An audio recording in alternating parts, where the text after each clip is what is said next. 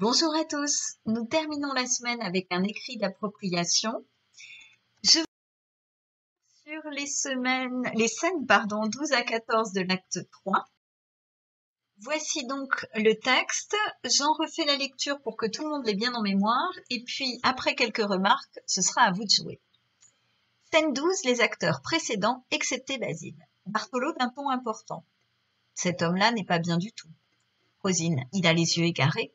Le comte, le grand air l'aura saisi. Figaro, avez-vous vu comme il parlait tout seul? Ce que c'est que de nous. À Bartholo. Ah ça, vous décidez-vous cette fois. Il lui pousse un fauteuil très loin du comte et lui présente le linge. Le comte. Avant de finir, madame, je dois vous dire un mot essentiel au progrès de l'art que j'ai l'honneur de vous enseigner. Il s'approche et lui parle bas à l'oreille.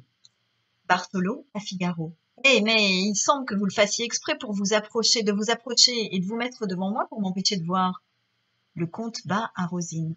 Nous avons la clé de la jalousie et nous serons ici à minuit. Figaro passe le linge au cou de Bartholo. Quoi voir? Si c'était une leçon de danse, on vous passerait d'y regarder, mais du chant. Aïe, aïe! Bartholo. Qu'est-ce que c'est? Figaro. Je ne sais ce qui m'est entré dans l'œil. Il rapproche sa tête. Bartholo. Mais ne frottez donc pas! Figaro. C'est le gauche. Voudriez-vous me faire le plaisir d'y souffler un peu fort? Bartholo prend la tête de Figaro, regarde pas dessus, le pousse violemment et va derrière les amants écouter leur conversation. Le comte bas à Rosine. Et quant à votre lettre, je me suis trouvé tantôt dans un tel embarras pour rester ici. Figaro de loin pour avertir. Le comte. Désolé de voir encore mon déguisement inutile. Bartholo passant entre deux. Votre déguisement inutile? Rosine effrayée. Bartholo. Fort bien, madame, ne vous gênez pas. Comment, sous mes yeux, même en ma présence, on ose outrager de la sorte? Le comte. Qu'avez-vous donc, seigneur? Bartholo. Perfide Alonso. Le comte. Seigneur Bartholo, si vous avez souvent des lubies comme celle dont le hasard me rend témoin, je ne suis plus étonnée de l'éloignement que mademoiselle a pour devenir votre femme. Rosine. Sa femme? Moi? Passer mes jours auprès d'un vieux jaloux qui, pour tout bonheur, offre à ma jeunesse un esclavage abominable? Bartholo. Qu'est-ce que j'entends? Rosine. Oui, je le dis tout haut. Je donnerai mon cœur et ma main à celui qui pourra m'arracher de cette horrible prison où ma personne et mon bien sont retenus contre toute justice. Rosine sort. Scène 13. Bartholo, Figaro, le comte. Bartholo. La colère me suffoque. Le comte. En effet, seigneur, il est difficile qu'une jeune femme... Figaro. Oui, une jeune femme et un grand âge. Voilà ce qui trouble la tête d'un vieillard. Bartholo. Comment? Lorsque je les prends sur le fait, maudit barbier, il me prend des envies. Figaro. Je me retire? Il est fou. Le comte. Et moi aussi, d'honneur, il est fou. Figaro. Il est fou, il est fou. Ils sortent. Scène 14. Bartholo, seul, les poursuit. Je suis fou. Infâme subordeur, émissaire du diable dont vous faites ici l'office et qui puisse vous emporter tous. Je suis fou. Je les ai vus comme je vois ce pupitre et me soutenir effrontément. Ah, il n'y a que Basile qui puisse m'expliquer ceci. Oui, envoyons le chercher. Voilà quelqu'un. Oh, j'oublie que j'ai personne.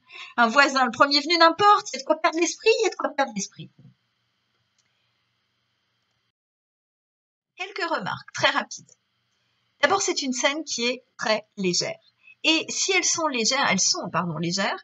Si elles sont très légères dans la veine de la grande comédie, c'est qu'elles usent de tous les comiques qui existent.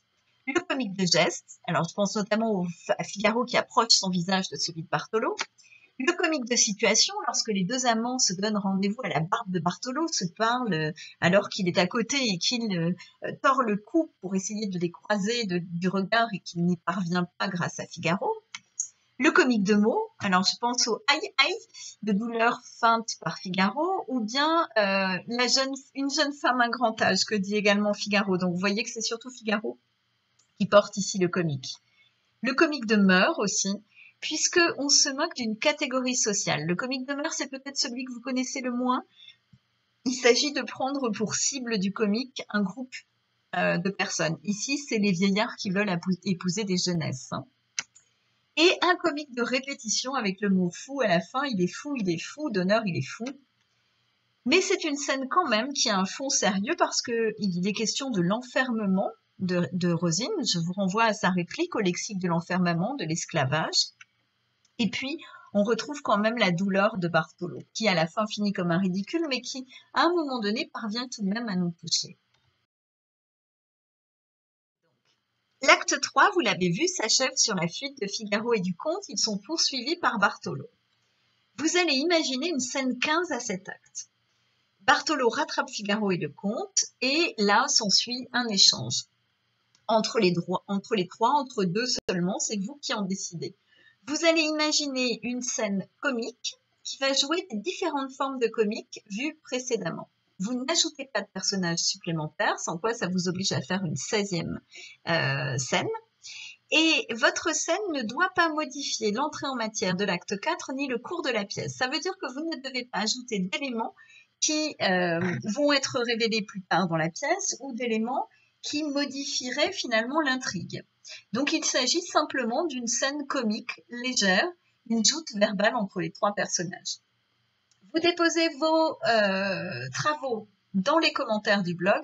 Ce sont des travaux d'écriture, ça veut dire que j'attends un travail un peu construit, un petit peu abouti. J'attends entre 8 et 15 répliques sur la scène, qui peuvent être plus ou moins longues, mais il faut que ce soit une scène, il faut que ça ait un petit peu de corps. Je vous laisse donc vous amuser à imaginer une scène supplémentaire au Barbier de Séville. Je vous souhaite une bonne journée et comme il s'agit de notre dernière séance de la semaine, je vous souhaite également un excellent week-end et je vous redis, parce que cela fait un petit moment que je ne vous l'ai pas dit, que vous êtes tout à fait exceptionnel et admirable d'arriver à être aussi assidu et sérieux dans votre travail dans les conditions dans lesquelles nous travaillons. Bravo et bon week-end.